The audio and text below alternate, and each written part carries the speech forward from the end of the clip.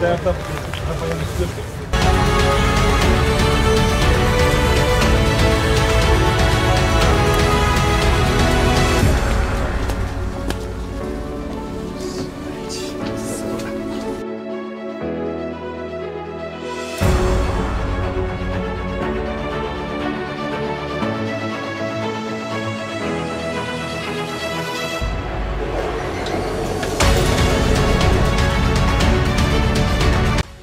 жаңы автобусга жаңы эрежелерди киргизели деп атабыз. Буга чейин акчалай төлөп келсе, азыр эми электрондук төлөө бар, карта аркылуу, телефон аркылуу төлөө боюнча азыр ушул сынак жарыялаганбыз.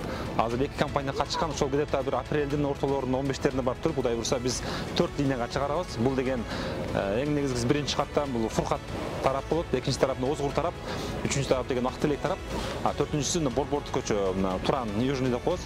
Ушул жакка чоң каттан болот буйрса. Биздин бул биринчи багыт. Азыр мындан сырткары Кудай буйрса жылдын акырына чейин дагы 100 троллейбус келет.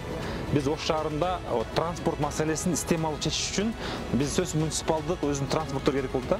А бизде деген жалпы керектелген 300 автобус, анан 100 троллейбус болсо биз шаарды жалпы транспорт камсыз кылабыз. Азыр биз бул менен негизги борбордук көчөлөрдү алсак, троллейбус менен биз колесовой кылып туруп, көбүнчө билесиздер да, жүргүнчүлөр кечинде көп арызданчу маршруткалар 5-тен кийин 6-дан кетип калат деп. Троллейбуста деген расход аз.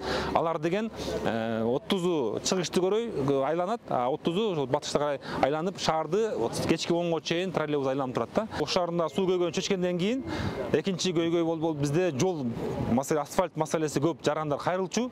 Бакытбек Жеңишбековичтин ошол демилгеси менен азыр өзүбүздүн муниципалдык мэрияда ушул асфальт завод куруп атабыз.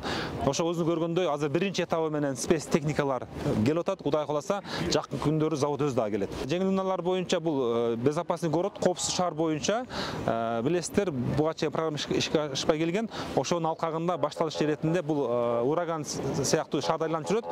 Жол эрежесин бузган автомобилдерди автоматтык түрдө бул камерага түшүрөт.